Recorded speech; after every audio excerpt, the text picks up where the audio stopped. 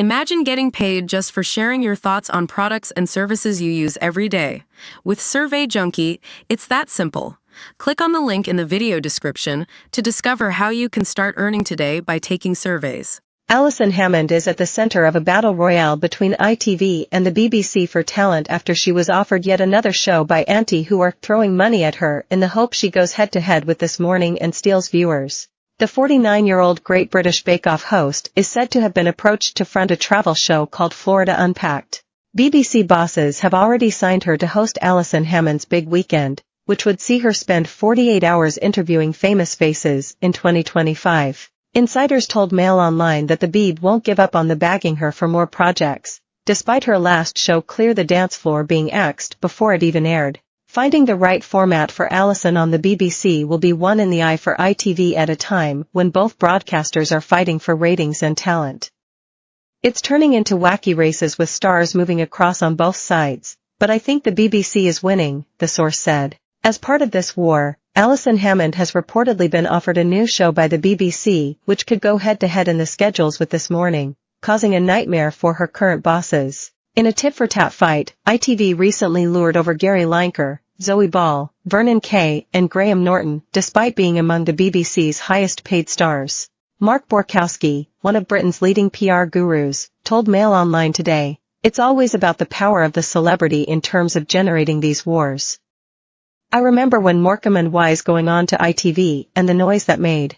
Alison Hammond, BBC, Alison Hammond's Big Weekend, Florida Unpacked, rumored, Friends Like These, axed, Clear the Dance Floor, axed, ITV, This Morning, Graham Norton, BBC, The Graham Norton Show, Eurovision, Children in Need, ITV, The Wheel of Fortune, Gary Lineker, BBC, Match of the Day, ITV, Sitting on a Fortune, axed, Zoe Ball, BBC, The Zoe Ball Breakfast Show, Radio, ITV, Mamma Mia.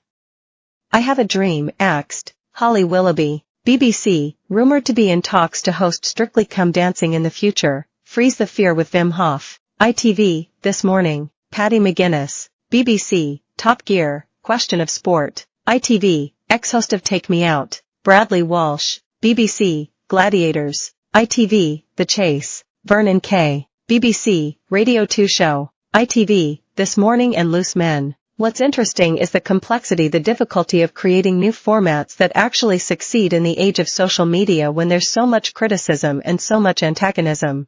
I feel for channels get sucked into these disputes, because it's incredibly difficult to develop people and their performance because people are scrutinizing every last bit of it. But the BBC have clearly pinpointed Alison Hammond, especially as when she was snubbed by This Morning bosses when Kat Deely and Ben Shepherd bagged the show's main presenting gig. Kalpana Patel Knight is the new BBC head of entertainment, a reward for the success of Michael McIntyre's The Wheel and bringing back Blankety Blank with Bradley Walsh, who hosts ITV's ratings winner The Chase. 2 months ago shared a post on LinkedIn celebrating Alison Hammond's Big Weekend, which she personally helped commission.